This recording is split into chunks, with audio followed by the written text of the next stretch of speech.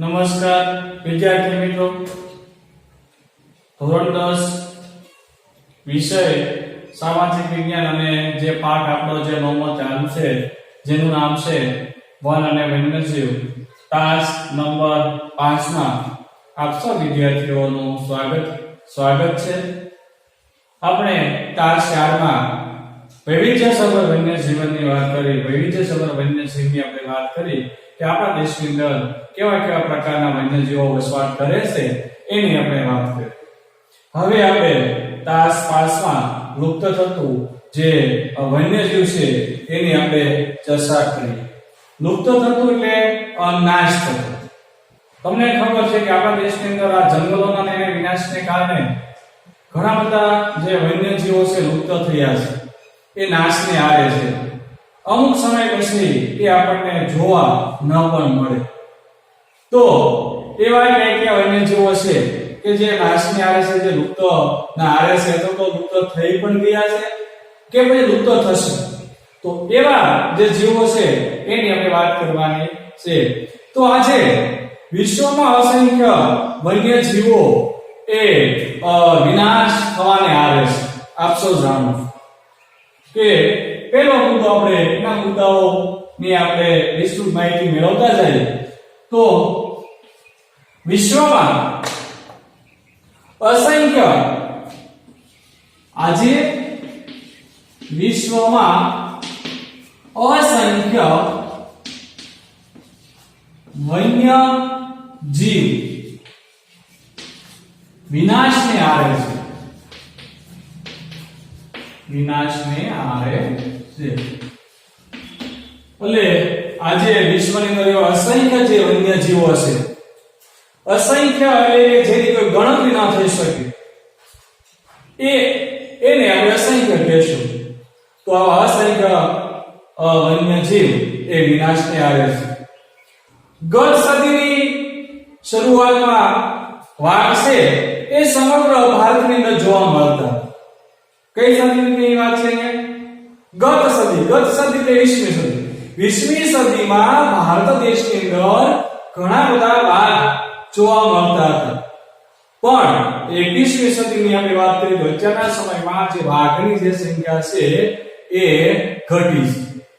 તો આપણે ત્યાર પછીનો એક જે પોઈન્ટ છે આપણે જોઈ લઈએ કે ગત સદીની શરૂઆતમાં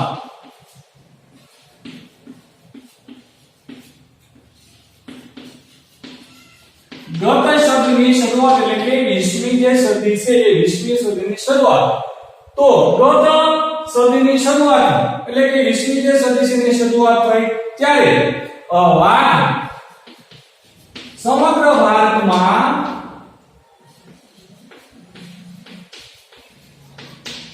જોવા મળતા હતા।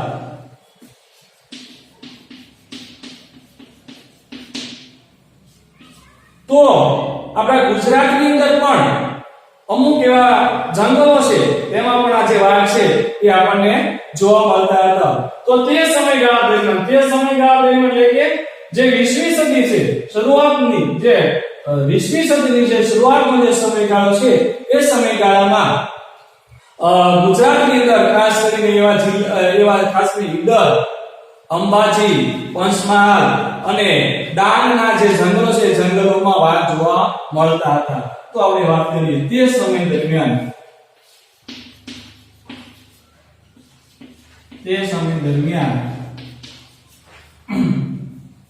ગુજરાતમાં ક્યાં તો કે આપણે લખ્યું ઈડર, પછી અંબાજી, ત્યાર પછી પંચમહાલ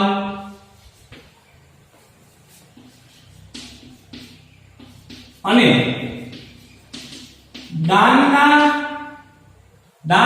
જંગલોમાં એમ આપણે લખશું। તો એમ લઈએ કે ડાંગના જંગલોમાં વાઘ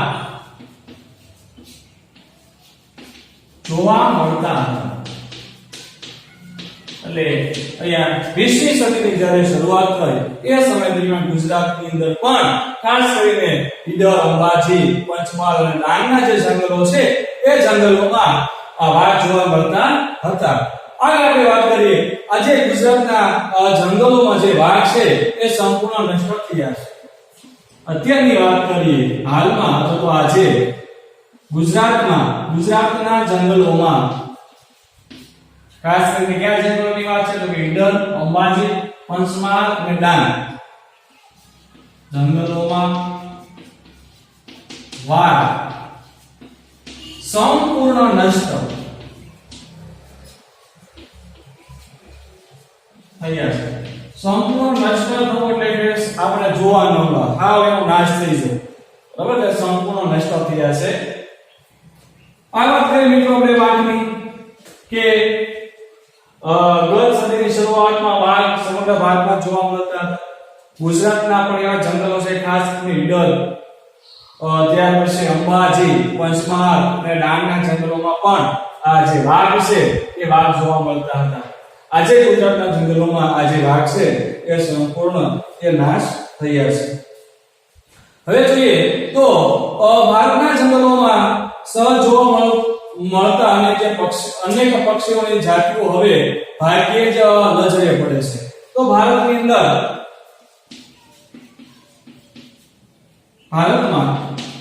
પક્ષીઓની જે અનેક જે પ્રજાતિ હતી, જે જાતિ હતી,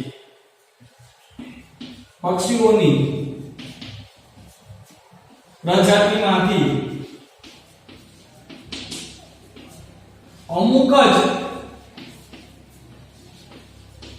પ્રજાતિ જોવા મળે છે. એટલે પક્ષીઓની પણ વિદ્યાર્થી મિત્રો ઘણી બધી પ્રજાતિઓ હતી, એમાંથી અમુક જ પ્રજાતિઓ છે આપણને જોવા મળે છે. એની પાછળનું કારણ એવું થયું કે આ બધી પ્રજાતિઓ છે શું થયું, લુપ્ત થઈ છે. લુપ્ત થવું એટલે નાશ થયો, એનો વિનાશ થયો છે.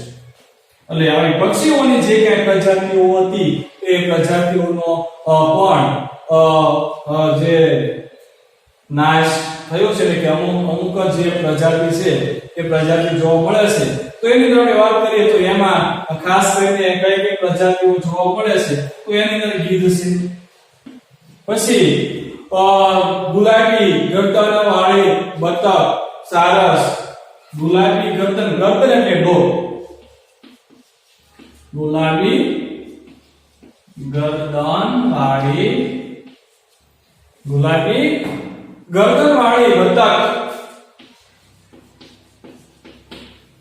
ગરદન એટલે અહીંયા આપણે આપણી ભાષામાં વાત કરીએ તો ડોર, જેની ડોર છે ગુલાબી રંગની હોય એવી એક બતક છે એ બતક પણ જોવા મળે છે. આગળ આપણે વાત કરીએ સારસ અને ઘુવડ વગેરે, સારસ અને ઘુવડ વગેરે કદાચ ભવિષ્યમાં લુપ્ત થવાની તૈયારીમાં છે. ભવિષ્યમાં લુપ્ત થવાની તૈયારીમાં છે. એટલે અમુક વર્ષો પછી આ ગીધ છે, ત્યાર પછી આ ગુલાબી ગરદન વાળી બતક છે, સારસ અને ઘુવડ જેવા જે પક્ષીઓ છે એ પણ લુપ્ત થવાની તૈયારીમાં છે. ભવિષ્યમાં આ જે પક્ષીઓ છે એ આપણને જોવા મળશે નહીં. એટલે કે અમુક એવી પ્રજાતિઓ છે એ પણ લુપ્ત થવાને આવે છે. તો એ વાત કરી છે કે ભારતમાં પક્ષીઓની પ્રજાતિમાંથી અમુક જે પ્રજાતિ છે એ જોવા મળે છે, આપણી નજરે છે એ ચડે છે. હવે ગીધ, ગુલાબી ગરદનવાળી બતક, સારસ અને ઘોડ વગેરે ભવિષ્યમાં લુપ્ત થવાની તૈયારીમાં છે. જો આજે પક્ષીઓ એવા છે કે કદાચ આજે આપણને જોવા મળે છે, આજે આપણી નજરે સડે છે, ભવિષ્યમાં કદાચ એ પણ લુપ્ત થઈ જશે, એ પણ આપણે જોવા મળશે નહીં. હવે આપણે વાત કરીએ કે પૂર્વોત્તર અરુણાચલ જે પ્રદેશ છે એ અરુણાચલ પ્રદેશમાં એક સમયે વ્યાપક પ્રમાણમાં જોવા મળતા મોટા જે શિલોત્રા છે એ આજે સરળતાથી જોવા મળતા નથી. તો આપણે ત્યાર પછીનો એક નવો જે મુદ્દો છે કે પૂર્વોત્તર, એની આપણે સમજી સુધી પાડી તો પૂર્વ પ્લસ ઉત્તર એટલે કે પૂર્વોત્તર એને આપણે કહીશું કે પૂર્વ અને ઉત્તર. અરુણાચલ પ્રદેશમાં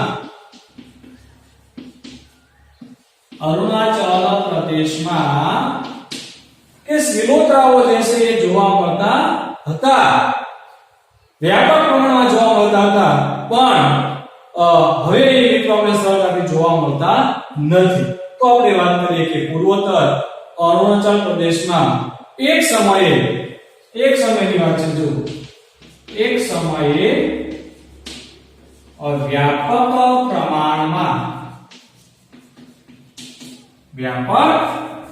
પ્રમાણમાં ચિલોતરા જોવા મળતા હતા. તો મિત્રો આપણે જે સિલોતરા છે એનું પણ આપણે એક ચિત્ર જોશું.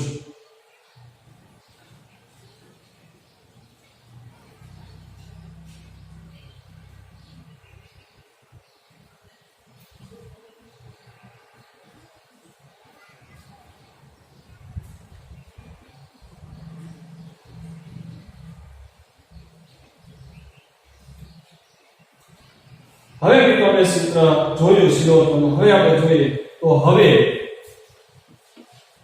આ સિલોતરા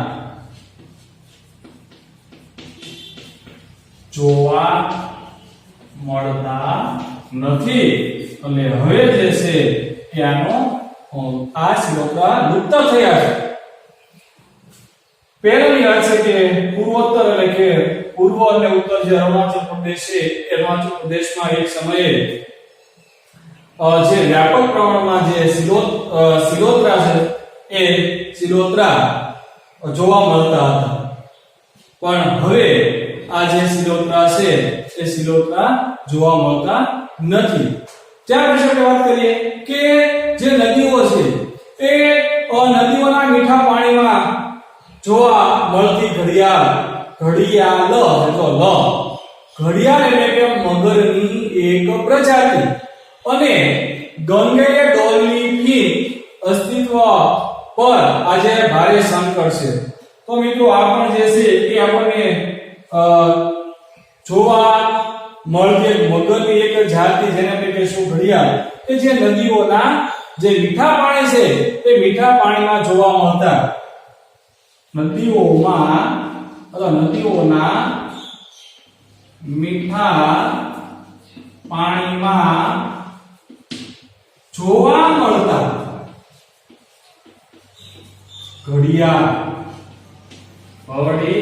જો મિત્રો અહીંયા લસ ઢળ નથી, બરોબર. ઘડિયાળ એટલે કે મગરની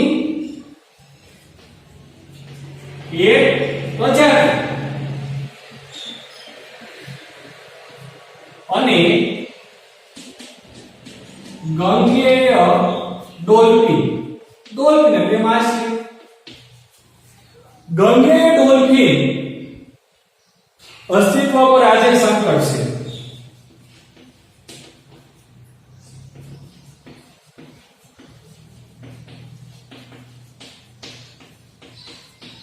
તો અહીંયા વાત કરી છે કે નદીઓના મીઠા પાણીમાં જોવા મળતા ઘડિયાળ એટલે કે જે એક મગરની પ્રજાતિ અને ગંગેય ડોલ્ફિન એ અસ્તિત્વ પર આજે સંકટ છે. તો અહીંયા જે ગંગેય જે ડોલ્ફિન છે એ ખાસ કરીને ગંગા નદી અને જે બ્રહ્મપુત્ર જે નદી છે એ નદીઓની અંદર આ જે માછલી છે જોવા મળતી. હવે એનું જે અસ્તિત્વ સામે જે છે એ જોખમ ઊભું થયું છે, સંકટ ઊભું થયું છે. ભવિષ્યમાં આ જે ઘડિયાળ જે મગરની એક પ્રજાતિ છે એ અને જે ગંગેય ડોલ્ફિન એટલે કે આ એક પ્રકારની જે માછલી છે એ આપણને એનું જે અસ્તિત્વ છે એના સામે સંકટ છે. એટલે કદાચ ભવિષ્યમાં આપણે જોવા મળશે નહીં. ત્યાર પછી આપણે વાત કરીએ કે ઓડિશા, ગુજરાત વગેરે રાજ્યોના સમુદ્ર કિનારે જે સમુદ્રી જે કાચબાઓ છે એ સમુદ્રી કાચબાઓ સમુદ્રના કિનારે જે ઈંડા મૂકવા માટે આવતા. આ કાચબાઓની સંખ્યામાં પણ સતત ઘટાડો થયો છે. તો મિત્રો આ બધી જે જીવો છે, જે વન્ય જીવો છે એ હવે એ લુપ્તતાને આરે પહોંચી ગયા છે.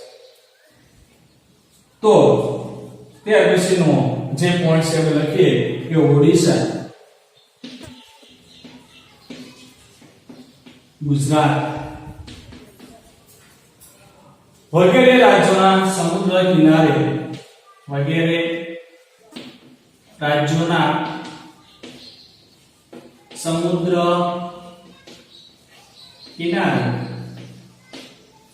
જે કાચબા છે એ કાચબા ઈંડા મૂકવા માટે આવતા. કાચબા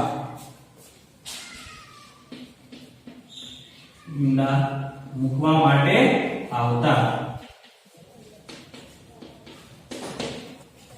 તો હવે આ કાચબાઓની સંખ્યામાં પણ જે ઈંડા મૂકવા માટે આવતા એની સંખ્યામાં પણ ઘટાડો થયો છે. તો આપણે લખીએ તો આ કાચબાઓની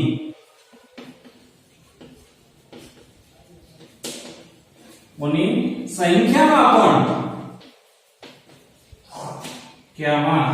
પણ ઘટાડો થયો છે. જો મિત્રો એ ઓડિશા અને જે ગુજરાત વગેરે જે રાજ્યો છે, રાજ્યોના સમુદ્ર કિનારે જે કાચબાઓ છે એ કાચબાઓ એ ઈંડા મૂકવા માટે આવે. હવે એની સંખ્યામાં પણ ઘટાડો થયો છે પહેલાની સરખામણીમાં. અને હવે આપણે આગળ જોઈએ તો એક સમયે ગુજરાતની જે નર્મદા છે, તાપી, મહી નદી અને સાબરમતી નદી, આ નદીઓમાં જોવા મળે છે જે જળ બિલાડી છે તે ક્ષેત્રોમાં લગભગ લુપ્ત થવાની આરે છે. તો આપણે ભારતની જે કાંઈ એવી નદીઓ છે, ખાસ કરીને નર્મદા નદી છે, તાપી નદી છે, ત્યાર પછી સાબરમતી નદી છે, આ નદીઓની અંદર આપણને જે જળ બિલાડી જોવા મળતી એ જળ બિલાડી સામે પણ સંકટ આવીને ઊભું છે. એક સમયે મિત્રો આ જે જળ બિલાડી છે એ પણ આપણને જોવા મળશે નહીં. તો આ વન્યજીવ જે લુપ્ત થઈ રહ્યું છે એની પાછળ મિત્રો આપણે સૌ જવાબદાર છીએ. આપણે એના જે નિવાસ સ્થાનો છે સીનવી લીધા છે. જે કોઈ એવી સરસ મજાની જે નદીઓ છે, મોટી નદી, એ નદીમાં જે પાણી છે એને દૂષિત આપણે પણ કર્યા છે, જેની અંદર એની જે માછલીઓ એ પણ બધી છે એ મૃત્યુ પામી છે. તો મિત્રો આ લુપ્ત જે વન્ય જીવો છે એ લુપ્ત પાછળના જો કોઈ જવાબદાર હોય તો મિત્રો એના માટે આપણે સૌ જવાબદાર છીએ. હજી પણ જો એની સામે આપણે કોઈ પગલાં નહીં લઈએ, કોઈ ઉપાયો આપણે હાથ નહીં ધરીએ તો ભવિષ્યમાં જે આવનારી જે પેઢી છે એ પેઢીને ઘણા બધા એ વન્ય જીવોને એ જોઈ શકશે નહીં. માત્ર ને માત્ર એમના જે ફોટા છે, એમના જે ઇમેજ છે એ ઇમેજ જ જોવા એને મળશે. હવે આપણે છેલ્લે વાત કરી લઈએ તો છેલ્લો આપણે એક મુદ્દો જોઈએ કે એક સમયે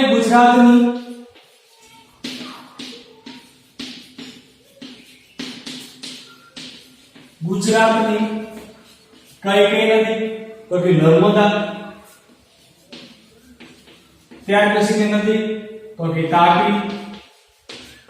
ત્યાર પછીની જે મહાનદી છે અથવા તો જેને આપણે મહી કહીશું, પણ મહી કહીશું. અને બીજી ચોથી નદી એટલે સાબરમતી.